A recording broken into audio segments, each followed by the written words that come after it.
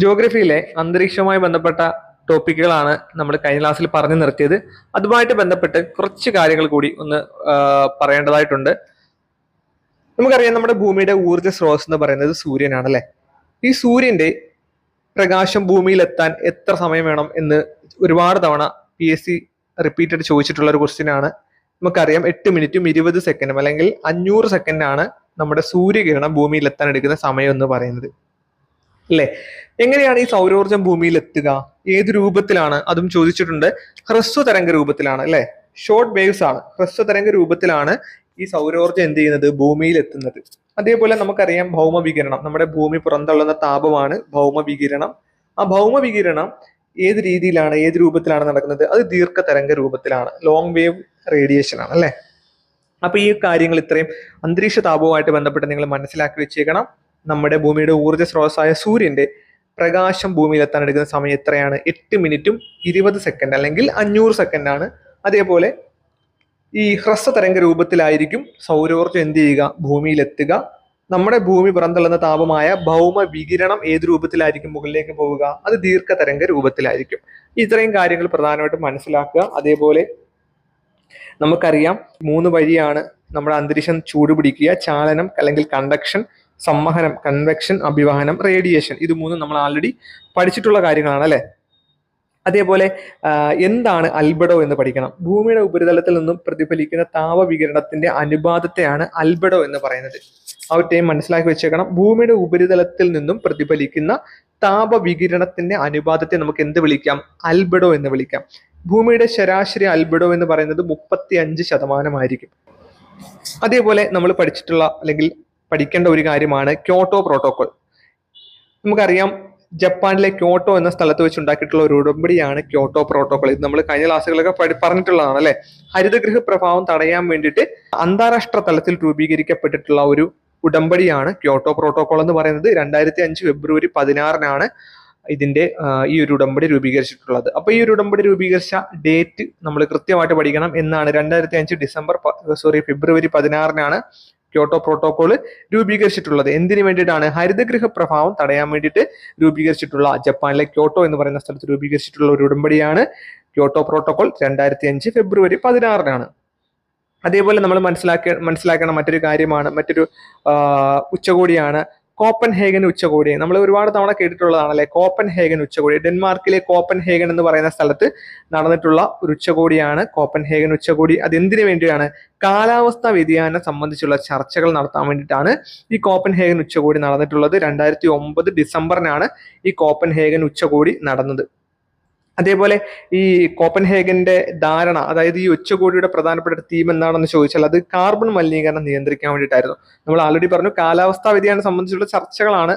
അതിനു വേണ്ടിയിട്ട് രൂപീകരിച്ചിട്ടുള്ളതാണ് ഈ കോപ്പൻഹേഗൻ ഉച്ചകോടി. അപ്പം അതിനകത്ത് വന്നിട്ടുള്ള പ്രധാനപ്പെട്ട ഒരു കാര്യമാണ് കാർബൺ മലിനീകരണത്തെ നിയന്ത്രിക്കുക. അതാണ് മെയിൻ ആയിട്ടുള്ള അതിൻ്റെ ഒരു ഉദ്ദേശം എന്ന് പറയുന്നത്. അതേപോലെ ഈ നമ്മുടെ കാലാവസ്ഥാ സൂചിക, നമുക്കറിയാം ഓരോ വർഷവും കാലാവസ്ഥാ സൂചിക പുറത്തുവിടാറുണ്ട്. ഓരോ രാജ്യത്തിന്റെയും എത്രത്തോളം കാർബൺ പുറത്തുവിട്ടു, അന്തരീക്ഷ മലിനീകരണം ഉണ്ടാക്കി, ഏറ്റവും അന്തരീക്ഷ മലിനീകരണം ഉണ്ടാക്കിയിട്ടുള്ള സ്ഥലം ഏതാണ്, രാജ്യം ഏതാണ്, സിറ്റി ഏതാണെന്നൊക്കെ പറഞ്ഞിട്ട് അവരെന്ത് ചെയ്യുന്ന ഒരു ഇൻഡെക്സ് തയ്യാറാക്കിയിട്ട് എല്ലാ വർഷവും ഇറക്കാറുണ്ട് അല്ലെ.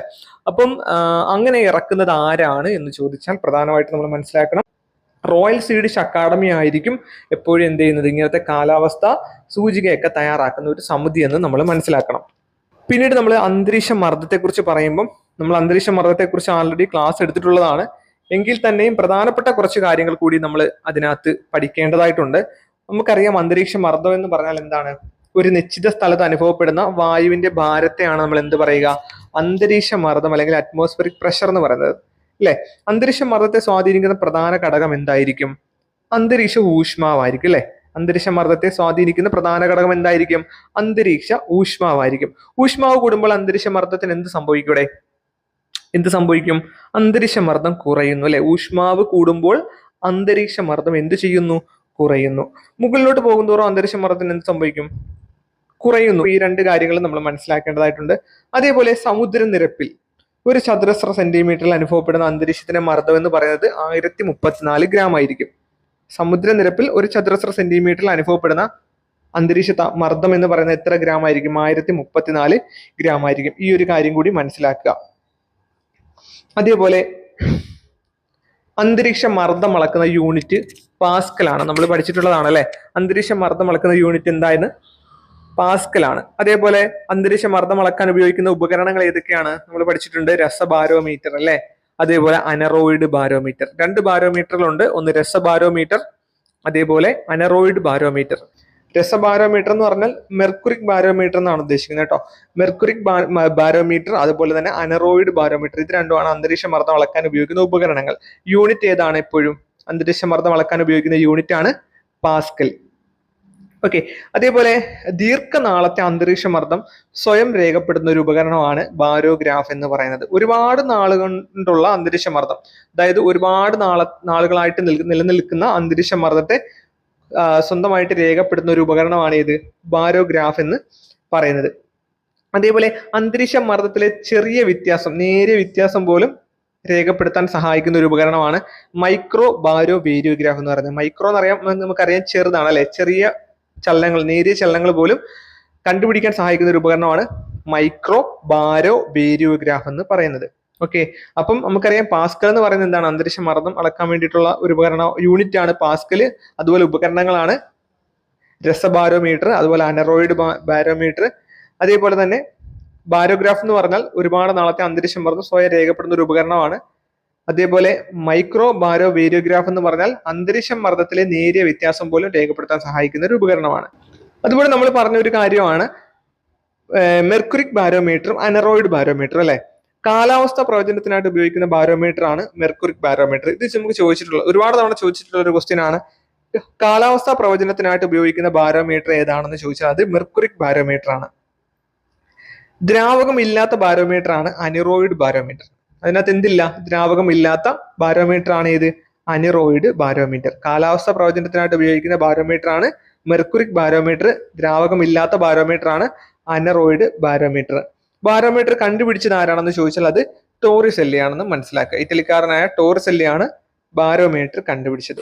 ബാരോമീറ്ററിന്റെ നിരപ്പ് ഉയരുന്നത് എന്തിനെ സൂചിപ്പിക്കുന്നു എന്ന് ചോദിച്ചിട്ടുണ്ട്. അത് നല്ലൊരു കാലാവസ്ഥയെ, പ്രസന്നമായ കാലാവസ്ഥയെ സൂചിപ്പിക്കാൻ വേണ്ടിയിട്ട്. ബാരോമീറ്ററിന്റെ നിരപ്പ് എപ്പോഴും ഉയർന്നിരിക്കുന്നത് എന്തായിരിക്കും? പ്രസന്നമായ കാലാവസ്ഥ ആയിരിക്കും എന്നും മനസ്സിലാക്കുക. അതേപോലെ ബാരോമീറ്ററിന്റെ നിരപ്പ് പെട്ടെന്ന് താന്നു പോവുകയാണെങ്കിൽ അതെന്തിനെ സൂചിപ്പിക്കുന്നു എന്ന് ചോദിച്ചാൽ അത് കൊടുങ്കാറ്റിനെ സൂചിപ്പിക്കുന്നു എന്നും മനസ്സിലാക്കുക.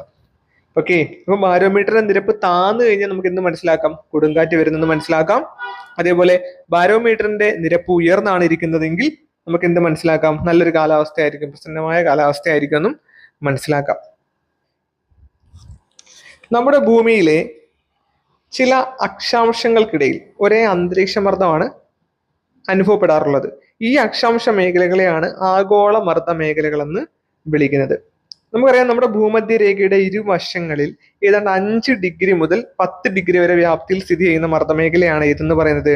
ഭൂമധ്യരേഖ ന്യൂനമർദ്ദ മേഖല എന്ന് പറയുന്നത് അല്ലെ. Equatorial low pressure belt 5 degree മുതൽ 10 ഡിഗ്രി വരെ വ്യാപ്തിയിൽ എന്ത് ചെയ്യുന്നു? സ്ഥിതി ചെയ്യുന്ന മർദ്ദമേഖലയാണ്. ഭൂമധ്യരേഖയുടെ ഇരുവശങ്ങളിലും 5 ഡിഗ്രി മുതൽ 10 ഡിഗ്രി വരെ വ്യാപ്തിയിലായിട്ട് സ്ഥിതി ചെയ്യുന്ന മർദ്ദമേഖലയാണ് ഏത്? ഭൂമധ്യരേഖ ന്യൂനമർദ്ദ മേഖല, ഇക്വറ്റോറിയൽ ലോ പ്രഷർ ബെൽറ്റ് എന്ന് പറയുന്നത്. ഈ ഭൂമധ്യരേഖ ന്യൂനമർദ്ദ മേഖലയെ വിളിക്കുന്ന മറ്റൊരു പേരാണ് നിർവാത മേഖല അല്ലെങ്കിൽ ഡോൾഡ്രംസ് എന്ന് പറയും. ഡോൾഡ്രംസ് അല്ലെങ്കിൽ നിർവാത മേഖല. ഭൂമധ്യരേഖയ്ക്ക് 30 ഡിഗ്രി വടക്കും 30 ഡിഗ്രി തെക്കും അക്ഷാംശങ്ങളിൽ സ്ഥിതി ചെയ്യുന്ന മർദ്ദമേഖലകളാണ് ഉപോഷ്ണ ഉച്ചമർദ്ദ മേഖല അല്ലെങ്കിൽ sub tropical high pressure belt. 30 degree വടക്കും 30 ഡിഗ്രി തെക്കുമാണെങ്കിൽ അതിനെ, ആ ഒരു മർദ്ദമേഖലയെ നമുക്ക് എങ്ങനെ വിളിക്കാം? ഉപോഷ്ണ ഉച്ചമർദ്ദ മേഖലകൾ അല്ലെങ്കിൽ sub tropical high pressure belt എന്ന് വിളിക്കാം. ഈ ഉപോഷ്ണ ഉച്ചമർദ്ദ മേഖലകളെ വിളിക്കുന്ന മറ്റൊരു പേരാണ് ഹോഴ്സ് ലാറ്റിറ്റ്യൂഡ് എന്നും വിളിക്കുന്നുണ്ട്. അടുത്തതായിട്ട് ഭൂമധ്യരേഖയ്ക്ക് 60 ഡിഗ്രി വടക്കും 60 ഡിഗ്രി തെക്കും അക്ഷാംശങ്ങളിൽ സ്ഥിതി ചെയ്യുന്ന മർദ്ദമേഖലകളാണ് ഉപധ്രുവീയ ന്യൂനമർദ്ദ മേഖലകൾ, sub polar low pressure belt. ഭൂമധ്യരേഖയ്ക്ക് 60 ഡിഗ്രി വടക്കും 60 ഡിഗ്രി തെക്കും അക്ഷാംശങ്ങളിൽ സ്ഥിതി ചെയ്യുന്ന മർദ്ദമേഖലകളാണ് ഉപധ്രുവീയ ന്യൂനമർദ്ദ മേഖലകൾ, sub polar low pressure belt. ഈ ധ്രുവപ്രദേശത്ത് അനുഭവപ്പെടുന്ന മർദ്ദമേഖലകൾ നമുക്ക് എന്ത് പറയാം? ധ്രുവീയ ഉച്ചമർദ്ദ മേഖലകൾ എന്ന് പറയാം. അതായത് ഈ 2 പോൾസിലും സ്ഥിതി ചെയ്യുന്ന മർദ്ദമേഖലകളാണ് ഇത് ധ്രുവീയ ഉച്ചമർദ്ദ മേഖലകൾ എന്ന് പറയുന്നത്. പോളാർ ഹൈ പ്രഷർ ബെൽറ്റ് എന്ന് പറയും. അപ്പോൾ ഏറ്റവും കുറച്ച് താപം ലഭിക്കുന്ന മർദ്ദമേഖലകൾ ഏതായിരിക്കും? നമുക്കറിയാം ഏറ്റവും കുറച്ച് ചൂട് താപം ലഭിക്കുന്നത് എവിടെയായിരിക്കും? എപ്പോഴും എവിടെയായിരിക്കും? പോൾസിലായിരിക്കും അല്ലെ, ധ്രുവങ്ങളിലായിരിക്കും. അപ്പം ഏറ്റവും കുറച്ച് താപം ലഭിക്കുന്ന മർദ്ദമേഖലകൾ ഏതാന്ന് ചോദിച്ചാലും അത് ഏത് തന്നെയായിരിക്കും? ധ്രുവീയ ഉച്ചമർദ്ദ മേഖലകളായിരിക്കും. ഈ ധ്രുവീയ ഉച്ചമർദ്ദ മേഖലകളുടെ രൂപീകരണത്തിൽ പ്രധാന പങ്ക് വഹിക്കുന്ന ഒരു ബലമാണ് കോറിയോലിസ് ബലം എന്നും മനസ്സിലാക്കുക. കോറിയോലിസ് ബലം നമ്മൾ പഠിച്ചിട്ടുണ്ട്, കഴിഞ്ഞ ക്ലാസ്സുകളിലൊക്കെ പഠിച്ചതാണ് അല്ലെ. എന്താണ് കോറിയോലിസ് ബലം? എന്താണ് കോറിയോലിസ് പ്രഭാവം? ഭൂമിയുടെ ഭ്രമണം മൂലം ഭൗമോപരിതലത്തിൽ സ്വതന്ത്രമായിട്ട് ചലിക്കുന്ന വസ്തുക്കൾക്ക് ഉത്തരാർദ്ധഗോളത്തിൽ അവയുടെ സഞ്ചാരദിശ വലത്തോട്ടും ദക്ഷിണാർദ്ധഗോളത്തിൽ അവയുടെ സഞ്ചാരദിശ ഇടത്തോട്ടും വ്യതിചലിക്കുന്നു.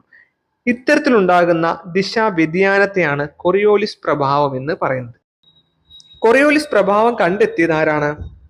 ഗുസ്താവ് ഡി കോറിയോലിസ് എന്ന് പറയുന്ന ഒരു വ്യക്തിയാണ്. അതുകൊണ്ടാണ് ഈ ഒരു പ്രഭാവത്തിന് കോറിയോലിസ് പ്രഭാവം എന്ന് പേര് കിട്ടിയത്.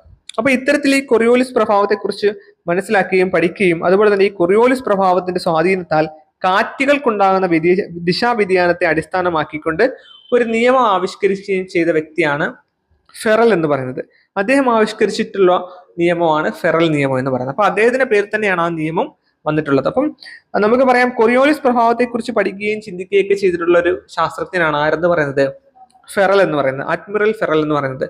അദ്ദേഹം രൂപീകരിച്ചിട്ടുള്ള ഒരു തിയറിയാണ് ഫെറൽ ലോ അല്ലെങ്കിൽ ഫെറൽ നിയമം എന്ന് പറയുന്നത്. എന്താണ് ഈ ഫെറൽ നിയമം എന്ന് പറഞ്ഞാൽ? കോറിയോലിസ് പ്രഭാവത്തിന്റെ സ്വാധീനത്താൽ കാറ്റുകൾക്കുണ്ടാവുന്ന ദിശാ വ്യതിയാനത്തെ അടിസ്ഥാനമാക്കി ഫെറൽ ആവിഷ്കരിച്ച നിയമമാണ് ഫെറൽ നിയമം എന്ന് പറയുന്നത്. ധ്രുവങ്ങളിൽ നിന്ന് ഭൂമധ്യരേഖാ പ്രദേശത്തേക്ക് വരുന്തോറും കോറിയോലിസ് ബലം കുറയുന്നു എന്ന് ആര് കണ്ടെത്തി? ഫെറൽ കണ്ടെത്തി. എന്നിട്ട് അദ്ദേഹം രൂപീകരിച്ച നിയമമാണ് ഇത് ഫെറൽ നിയമം എന്ന് പറയുന്നത്. അപ്പോൾ ഇന്ന് പഠിപ്പിച്ച ഇത്രയും കാര്യങ്ങൾ നിങ്ങൾക്ക് മനസ്സിലായെന്ന് വിചാരിക്കുന്നു. അടുത്ത ക്ലാസ്സിൽ നമുക്ക് വീണ്ടും കാണാം.